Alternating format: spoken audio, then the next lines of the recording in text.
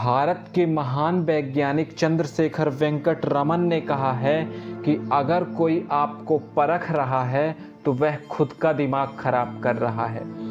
अच्छी बात यह है कि यह आपकी समस्या नहीं है। नमस्कार दोस्तों, मैं पुष्पेंद्र गर्ग हाजिर हूँ आज भारत के महान वैज्ञानिक चंद्रशेखर वेंकट रमन के जीवन से जुड़ी कुछ खास बातों को लेकर। तिरुचिरापल्ली में एक किसान के घर एक लड़का पैदा हुआ। माता पिता को बड़ी खुशी हुई।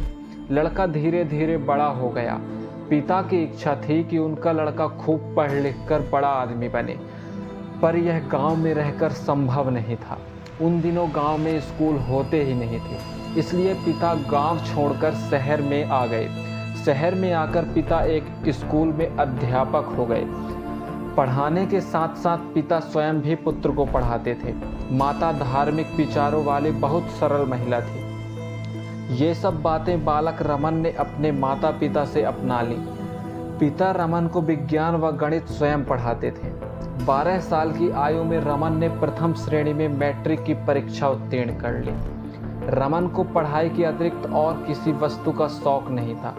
इसका परिणाम यह हुआ कि वे जहां पढ़ने में बहुत होशियार हो गए, वहीं स्वास्थ्य की दृष्टि से बहुत कमजोर रह गए। वे ना कद में लंबे हुए और ना शरीर से स्वस्थ हुए। वास्तव में भोजन तन और मन दोनों को चाहिए।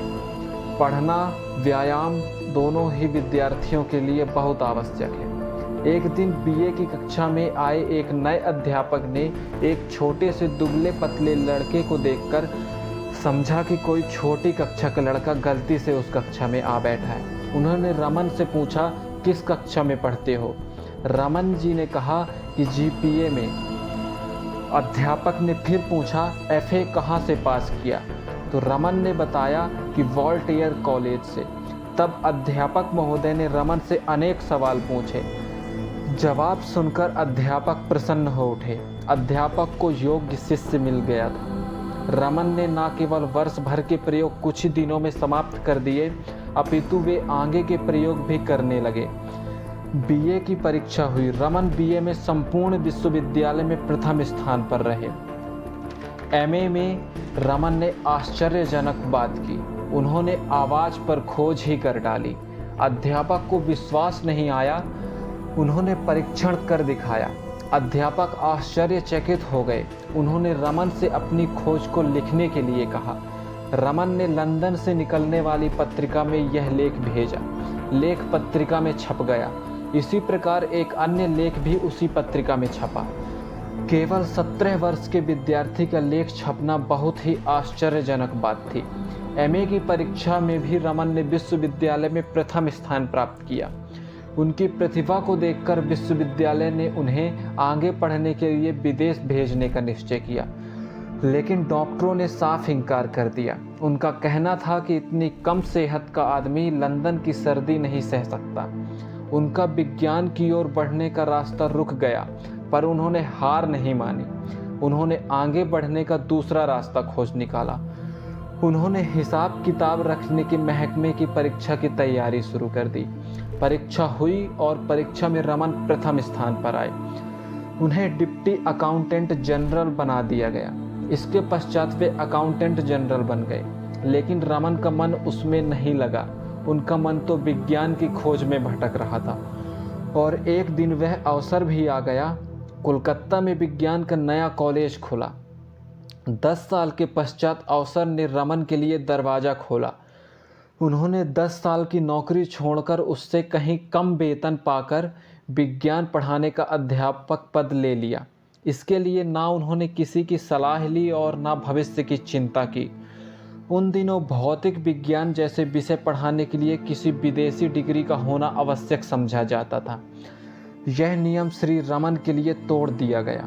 प्रोफेसर रमन की प्रतिभा और लगन को देखकर ही प्रिंसिपल आर्चीबाल्ड ने कहा था कि किसी विश्वविद्यालय की शोभा उसकी बड़ी और ऊंची आलीशान इमारतें नहीं, बल्कि वहां पढ़ाने वाले अध्यापक और उनसे पढ़ने वाले विद्यार्थी होते हैं।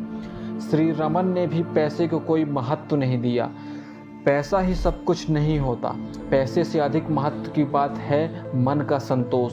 जो संतोष उन्हें अकाउंटेंट जनरल का पद ना दे सका, वह उन्हें अध्यापक के पद में मिल गया। वे वहाँ नए नए परीक्षण करने लगे। इसी बीच लंदन में विज्ञान परिषद की स्थापना हुई। विश्वविद्यालय की ओर से उस परिषद में रमन को भेजा गया। वे पानी के जहाज पर बैठकर गए। इस यात्रा ने तो उन्हें चोटी पर पहुंचा दिया।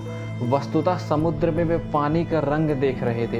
एक वैज्ञानिक के लिए तो प्रकृति की खोज के खजाने जगह जगह पर गड़े हुए हैं। उन्होंने देखा बंगाल की खाड़ी का रंग समुद्र के दूसरे भाग के रंग से भिन्न है।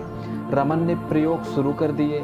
लगातार 7 साल की खोजबीन के पश्चात उन्होंने प्रकाश के छितराने का सिद्धांत खोज निकाला। संसार के वैज्ञानिकों ने उनके आविष्कार को स्वीकार किया। सन 1929 में उन्हें सर की उपाधि दी गई और सन 1930 में उन्हें विश्व प्रसिद्ध नोबेल पुरस्कार मिला। लंदन की रॉयल सोसाइटी ने उनका सम्मान किया। उन्हें DSc की उपाधि से विभूषित किया गया। सन 1932 में भारत सरकार के अनुरोध पर वे बेंगलोर की इंडियन इंस्टीट्यूट ऑफ साइंस के निदेशक बन गए। तत्पश्चात अपनी निजी प्रयोगशाला रमन इंस्टीट्यूट का उन्होंने शुभारंभ किया। सन 1947 में भारत स्वतंत्र हो गया। सन 1954 में राष्ट्रपति की ओर से वैज्ञानिक रमन को भारत रत्न के सर्वोच्च अलंकार से अलंकृत किया गया। सन 1958 में रूस ने उन्हें लेनिन शांति पुरस्कार देकर सम्मानित किया। अभी देश को उनसे बहुत आशाएं थी कि 21 नवंबर 1970 को क्रूर काल ने उन्हें हमसे छीन लिया। उनके जीवन से सबसे बड़ी शिक्षा यह मिलती है कि लगन व परिश्रम से छोटा व्यक्ति भी महान बन सकता है। आवश्यकता होती है सही मार्ग पर चलकर परिश्रम करने की। और महान वैज्ञानिक चंद्रशेखर वेंकट रमन कहते थे कि मैं सबसे पहले एक भारतीय हूँ और चाहे कुछ भी हो जाए अपना देश नहीं छोड़ सकता। वीडियो कैसा लगा दोस्तों, कमेंट में ज़रूर बताइएगा। अगर अच्छा लगा हो तो लाइक एवं शेयर ज़रूर कीजिएगा। और अगर आप मेरे चैनल पर पहली बार हैं तो इसी प्रकार के प्रेरणात्मक एवं हिंदी सुविचार देखने के लिए मेरा चैनल सब्सक्राइब करें और घंटी की बटन अवश्य दबा दें, जिससे मेरी आने वाली नई वीडियो आप तक जल्दी से जल्दी पहुंच सके। धन्यवाद दोस्तों।